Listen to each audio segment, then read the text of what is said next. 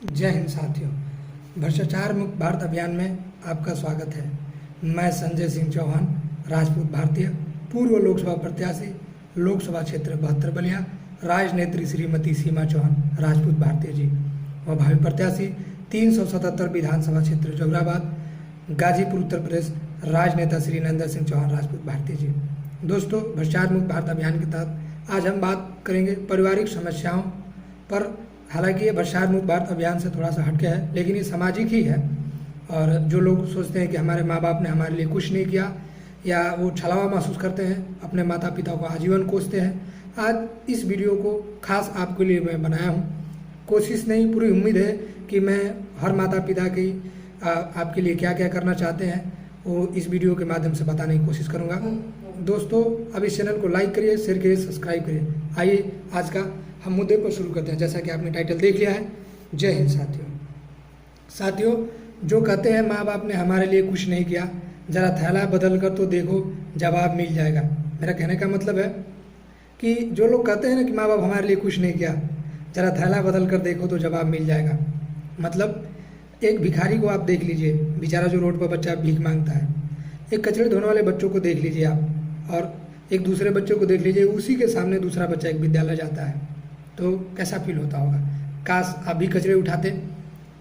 तो ऐसा नहीं सोचना है।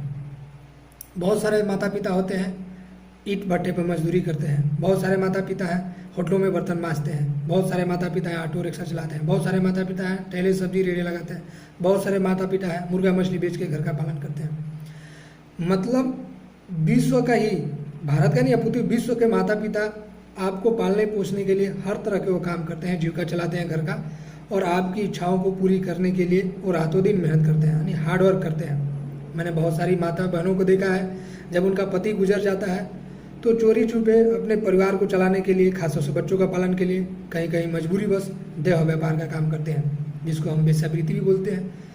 क्योंकि समाज ही ऐसा है, कहीं ना कहीं ऐसे लोगों की मदद नहीं कर पाता है और बच्चा पालना बहुत मुश्किल होता है।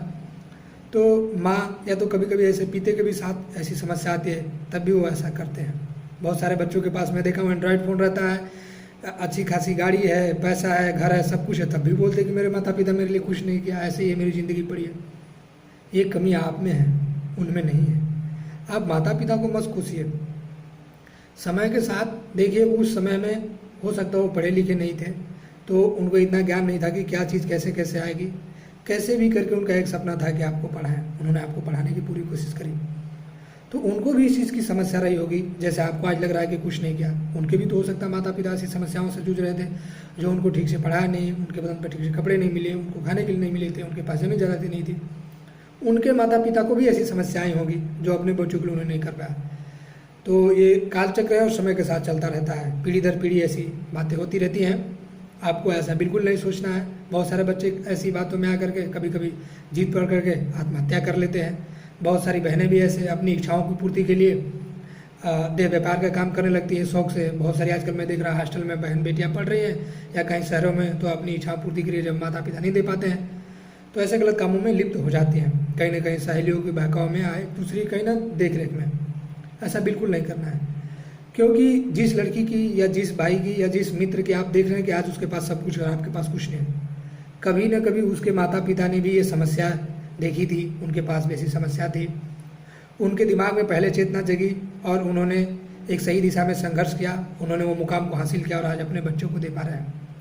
अगर आपको भी लगता है कि ऐसा हुआ है, तो आपके भी माता पिता ने आपकी जो यह स्थिति है उससे कई गुना उनकी खराब स्थिति रही थी, और उन्होंने, या उनके दादाजी की भी ऐसी रही थी, उन्होंने भी बहुत सारी कोशिश करके और अपने बच्चों को पालने पढ़ाने लिखाने की कोशिश की। तो आप माता पिता को कभी गलत मत बोलिए, कभी दोष मत दीजिए। आपको जो पढ़ाने लिखाने में आपका बड़ा भाई है, चाचा है, फूफा है, मतलब जो भी कहने का मतलब है, खासतौर से मैं तो ये माता पिता पर ही बनाया हूँ वीडियो को और लाया हूँ इस संदेश देने के लिए।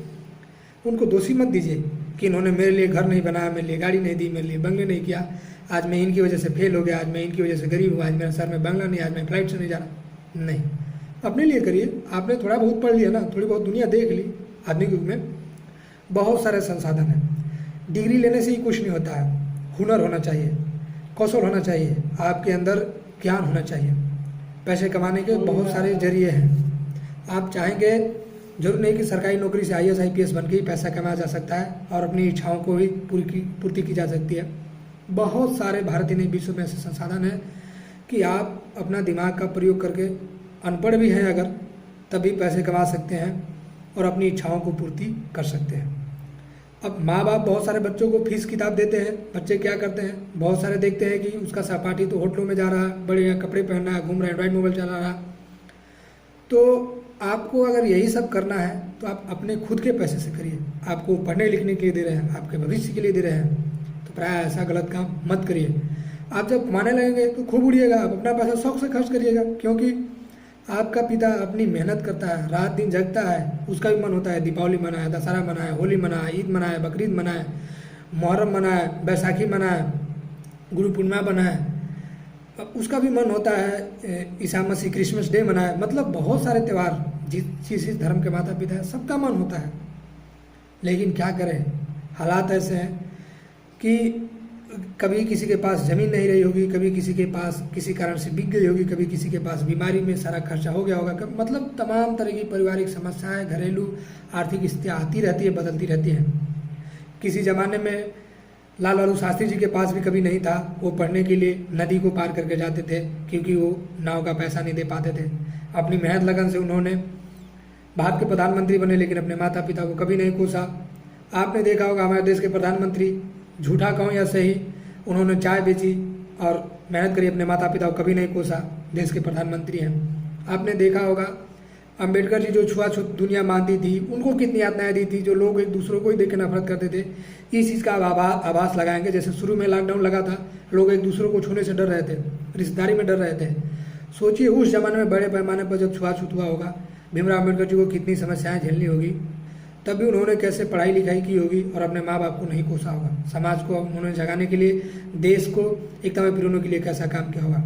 सोचिए सरदार वल्लभ भाई पटेल ने जब इतने देश भागों में बटा हुआ था, बड़ी बड़ी रियासतें थी, 562 रियासतें थी, उनको एक करने के लिए कितनी मेहनत की होगी। अगर उन्होंने अपने पूर्वजों को कोसा होता कि मेरे पूर्वज हमको गुलाम बना के चले गए, ऐसा वैसा, तो कभी आज़ादी नहीं दिला पाते। जो आज़ादी के लिए शहीद हो गए, अपने माँ बाप को कोसते तो कभी आज़ादी नहीं दिला पाते। आप भी संघर्ष करिए, आप मेहनत करिए, आप दृढ़ निश्चित करिए कि जरूर नहीं कि मेरे माता पिता ने मुझे पढ़ाया लिखा नहीं, मेरे माता पिता मेरे लिए ये नहीं किया, वो नहीं किया, तो मैं नहीं कर पाऊंगा। नहीं, आप खुद कोशिश करिए, दृढ़ निश्चय करिए, एक अपना टारगेट रखिए, लक्ष्य रखिए और नए सिरे से शुरुआत करिए। पढ़ाई के माध्यम से, बिजनेस के माध्यम से, कोई व्यवसाय करके, जैसे भी आपको लगता है, और अपनी इच्छाओं को पूर्ति करिए। आत्महत्याएं मत करिए, माता पिता को कभी दोषी मत दिए, क्योंकि सोचिए वो कैसी कैसी स्थितियों में आपको पालते पोसते हैं, लोगों की गालियाँ सुनते हैं, तमाम तरह की समस्या उठाते हैं और अपनी सारी इच्छाओं को मार के, नंगे पैर रह के, नंगे बदन भूखे पेट रह के, सो के, बीमार होने पर दवा नहीं कराते हैं, हर बातों को इग्नोर करते हैं कि आपकी फीस जमा न हो, आपको खांसी बुखार कोई बात होगी तो तुरंत डरते हैं, किसी से कर्ज लेकर के, मतलब उनके पास हो या ना हो, कहीं ना कहीं से एडजस्ट करके आपको वो देते करते हैं। आप सबसे मेहरबानी है, जितने भी भाई बहन ये वीडियो देख रहे हैं, या पति पत्नी बन गए हैं, या माता पिता या बूढ़े हो चुके हैं, आप अपने पीढ़ी या पूर्वजों को कभी मत कोसी कि मेरे पूर्वजों ने मेरे लिए कुछ नहीं किया, मेरे दादाओं ने कभी मेरे लिए कुछ नहीं किया, मेरे पिताजी ने मेरे लिए कुछ नहीं किया, मेरे माता जी ने कुछ नहीं, उन्होंने बहुत कुछ किया। सबसे बड़ा तो सौभाग्य है कि आपको जन्म दिया, सबसे बड़ा आपका सौभाग्य है कि आपको अनाथ नहीं बनाया, सबसे बड़ा सौभाग्य है कि आप भिखारी नहीं है, सबसे बड़ा आपका सौभाग्य है कि आप कचरा नहीं बीन रहे हैं। आप उनसे एक बार कंपेयर करके देखिए कि आप अनाथ हैं, अनाथ की एक बार ज़िंदगी देख के देखिए। आप एक बार शहरों में, नदियों में, कचड़ों में, गटरा में उठा करके कचड़ों को देखिए, आपको अपने आप औकात का, आपकी हैसियत का पता लग जाएगा। तो माता पिता को कभी ऐसी दोषी मत दीजिए। आज के लिए इतना ही। जय हिंद, जय भारत।